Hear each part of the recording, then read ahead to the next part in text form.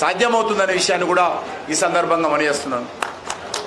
వచ్చేటువంటి 5 సంవత్సరాలు గత 10 సంవత్సరాలుగా ఏ రకంగా పనిచేశామో వచ్చే 5 సంవత్సరాలు కూడా నరేంద్ర మోడీ గారి నాయకత్వంలో కేంద్ర ప్రభుత్వము భారతీయ జనతా పార్టీ దుర్నీకృతమైనటువంటి ఉత్సాహంతో మరి రానున్న రోజుల్లో కూడా పనిచేస్తారని ఇప్పుడే ప్రధానమంత్రి గారు చెప్పడం జరిగింది. ఏదైతే ఎన్నికల్లో హామీ ఇచ్చామో సంకల్ప పత్రం పేరుతో దేశ ప్రజలకు భారతీయ జనతా పార్టీ ఏదైతే హామీ ఇచ్చిందో, ఎన్డీఏ ఏదైతే హామీ ఇచ్చిందో వాటిని తూచా చెప్పకుండా ఆ యొక్క సంకల్ప పత్రాన్ని అమలు చేసే విషయంలో భారతీయ జనతా పార్టీ అంకితభావంతో పనిచేస్తుందనే విషయాన్ని ఈ సందర్భంగా మనయేస్తాను. ఉభయ తెలుగు రాష్ట్రాల అభివృద్ధి కోసం మరి అంకితభావంతో పనిచేస్తాము. ముఖ్యంగా తెలంగాణలో గత 10 సంవత్సరాలుగా 10 లక్షల కోట్ల రూపాయలు కేంద్ర ప్రభుత్వం ఖర్చు పెట్టడం జరిగింది. దేశంలో జాతీయ రహదారుల విషయంలో కావచ్చు, దేశంలో రైల్వేల అభివృద్ధి విషయంలో కావచ్చు, దేశంలో పేద ప్రజలకు సంబంధించినటువంటి మరి ఉచితంగా రేషన్ బియ్యం సరఫరా కావచ్చు, గ్రామాలకు ప్రధానమంత్రి సడే యోజన కావచ్చు, గ్రామాలకు మళ్ళీ జలశక్తి మంత్రిత్వ శాఖ ద్వారా మంచినీటి సరఫరా చేసేటువంటి నల్లాల ద్వారా సరఫరా చేసేటువంటి కార్యక్రమం కావచ్చు, దేశవ్యాప్తంగా పూర్తి స్థాయిలో అమలు చేయనున్నాం. గత 10 సంవత్సరాలుగా 4 కోట్ల ఇళ్ల నిర్మాణం చేయడం జరిగింది పేదలు. వచ్చేటువంటి 5 సంవత్సరాలు మరొక 3 కోట్ల ఇండ్లు పేద ప్రజలకు భారతీయ జనతా పార్టీ ప్రభుత్వం కట్టివ్వబోతుందని ఈ సందర్భంగా మనయేస్తున్నాను. అందుకే మరి ఖచ్చితంగా పార్టీ కార్యకర్తలు కూడా అందరూ కూడా మరింత పట్టుదలతో రానున్న రోజుల్లో భారతీయ జనతా పార్టీని దక్షిణ భారతదేశంలో, తెలంగాణలో, ఆంధ్రప్రదేశ్లో కూడా పటిష్టం చేసేటువంటి కార్యక్రమంలో ముందుండాలని మరి నేను కార్యకర్తలందరినీ కూడా కోరుతా ఉన్నాను. ప్రత్యేకంగా నేనైతే సికింద్రాబాద్ కాన్స్టిట్యున్సీకి ప్రాతినిధ్యం వహిస్తూ ఉన్నానో అక్కడ ఉన్నటువంటి హైదరాబాద్ సెంట్రల్ జిల్లాకు సంబంధించినటువంటి అధ్యక్షులు, మిగతా పదాధికారులు, మోర్చాల కార్యకర్తలు, రాష్ట్ర నాయకులు, అదేవిధంగా సికింద్రాబాద్ మహంకాళ జిల్లా అధ్యక్షులు, జిల్లా పదాధికారులు, మోర్చాల పదాధికారులు, రాష్ట్ర నాయకులు అందరికీ కూడా వ్యక్తిగతంగా నా తరఫున కూడా పేరు పేరున ధన్యవాదాలు తెలియజేస్తా ఉన్నాను. సికింద్రాబాద్ పార్లమెంట్కి సంబంధించినటువంటి ఓటర్లు కూడా అనేక రకాలుగా మరి కష్టపడి ఎండలను కూడా లెక్క చేయకుండా పోలింగ్లో పాల్గొన్నారు కాబట్టి ఈరోజు మనం ఢిల్లీకి రావడం జరిగింది.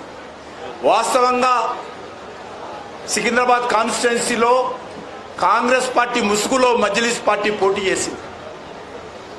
కాంగ్రెస్ పార్టీ అభ్యర్థి అయినప్పటికీ కూడా పూర్తిగా ఎన్నికల్లో మాకు ప్రధాన ప్రత్యర్థి ఎవరు అంటే మజ్లిస్ పార్టీ అన్నట్లే మజ్లిస్ పార్టీ పూర్తి స్థాయిలో పనిచేయడం జరిగింది.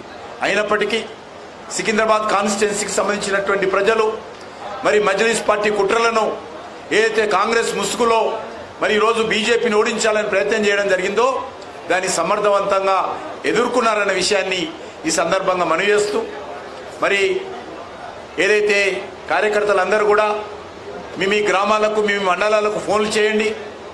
ఎప్పుడైతే ప్రమాణ స్వీకార కార్యక్రమం 6:30 గంటలకు ప్రారంభమవుతుందో అదే సమయంలో అన్ని మండల కేంద్రాలలో కూడా మరి ఊరేగింపులు నిర్వహించి ఒక పండుగ వాతావరణంలో మేళ తాళాలతో మరి దేశమంతా కూడా కార్యక్రమాలు నిర్వహించాలని చెప్పి పార్టీ అధ్యక్షుడైనటువంటి జగత్ ప్రకాష్ నడ్డా గారు పిలుపునిచ్చారు. ఆ పిలుపును మరి రాష్ట్ర అధ్యక్షుడుగా నేను కూడా కోరుతా ఉన్నాను. తెలంగాణ రాష్ట్రంలో కూడా అన్ని మండల కేంద్రాల్లో కూడా ఈ కార్యక్రమాలు నిర్వహించాలని నేను ఈ సందర్భంగా కోరుకుంటూ మరొకసారి నేను ఇక్కడ మరి వచ్చినటువంటి కార్యకర్తలు, ఉభయ రాష్ట్రాల నుంచి వచ్చినటువంటి కార్యకర్తలు, తెలంగాణ వ్యాప్తంగా వచ్చినటువంటి కార్యకర్తలు అందరికీ కూడా పేరు పేరున నేను హృదయపూర్వకమైనటువంటి కృతజ్ఞత తెలియజేస్తా ఉన్నాను. అనేక మంది మరి ఈరోజు మరి ప్రమాణ స్వీకారం కార్యక్రమం చూడాలని వచ్చినప్పటికీ కూడా మరి అక్కడ ఉన్నటువంటి స్థల ప్రభావంతో చాలా తక్కువ మందికి మరి భారత ప్రభుత్వము ఆహ్వానాలు ఇవ్వడం జరిగింది. అయినప్పటికీ ఏ రాష్ట్రంలో ఇవ్వనటువంటి మరి ఇన్విటేషన్ కార్డ్స్ మరి నడ్డా గారితో మాట్లాడి ప్రత్యేకంగా మరి కొన్ని తీసుకురావడం జరిగింది. చాలామందికి కార్డ్స్ అందలేదు. కాబట్టి పెద్ద మనసుతో కార్యకర్తలందరూ అర్థం చేసుకోవాల్సిందిగా అక్కడ అన్ని రాష్ట్రాలకు సంబంధించి సమంగా ఇవ్వడం జరిగింది. అయినప్పటికీ వారు ఇచ్చినటువంటి 100 కార్డ్స్ ఇచ్చినప్పుడు కూడా మనం ఇంకా చాలా ఎక్కువ కార్డ్స్ ఇతర రాష్ట్రాల నుంచి, నార్త్ ఈస్ట్ మంత్రి కాబట్టి అక్కడి నుంచి కూడా కొన్ని కార్డ్స్ కూడా తీసుకొచ్చి మన తెలంగాణ రాష్ట్రానికి, ఆంధ్ర రాష్ట్రానికి ఇవ్వడం జరిగింది. కాబట్టి కార్యకర్తలందరూ కూడా పెద్ద మనసు చేసుకొని ఈ విషయంలో క్షమించాల్సిందిగా కోరుకుంటూ, అందరూ కూడా ఇక్కడ మరి ఎవరికైతే ఆహ్వానాలు ఉన్నాయో అందరూ కూడా 5 గంటలకు 5:30 లోపల అక్కడికి చేరుకోవాలి. ఎవరికైతే ఆహ్వానాలు లేవో అందరూ కూడా ఇక్కడే కూర్చొని స్క్రీన్లో ప్రత్యక్షంగా చూడాల్సిందిగా, మళ్ళీ అందరము ప్రమాణ స్వీకారం అయిన తర్వాత అందరం ఇక్కడికి వస్తాము, అప్పుడు అందరం మనం కలుసుకోవచ్చు అని చెప్పి ఈ సందర్భంగా కోరుతాం. ఇది ప్రెస్ కాన్ఫరెన్స్ కాదు.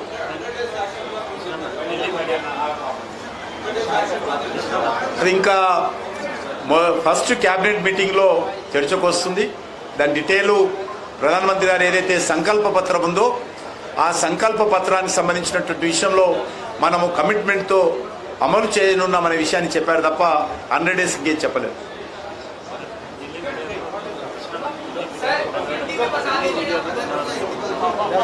ప్రత్యేకంగా నేను ఢిల్లీలో ఉన్నటువంటి రీజనల్ మీడియా కానీ, నేషనల్ మీడియా కానీ, తెలంగాణకు సంబంధించి ఎన్నికల్లో ప్రతి రోజు కూడా ఏదో రకంగా అప్డేట్ చేస్తూ మరి భారతీయ జనతా పార్టీ విజయానికి వాళ్ళు కూడా తమ వంతు సహకారం అందించారు.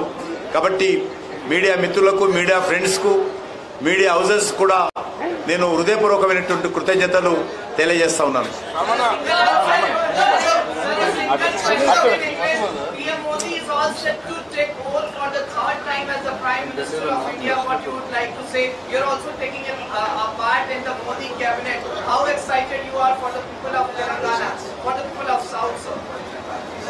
भारत में आजाद के बाद ये दूसरा इंसिडेंट है.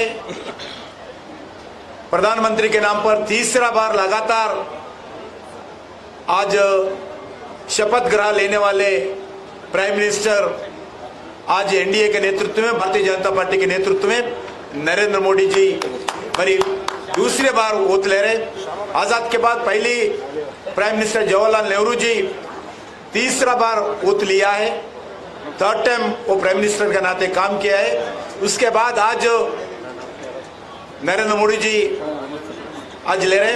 बहुत खुशी की बात है, क्योंकि भारतीय जनता पार्टी जब स्थापना किए, जब अब कोई हम नहीं सोचे हम भारत में सत्ता दल पार्टी बनेंगे तीसरे बार और हमारा सरकार भारत में प्रधानमंत्री के नेतृत्व में चलेगा, ऐसा हमें कभी नहीं सोचे.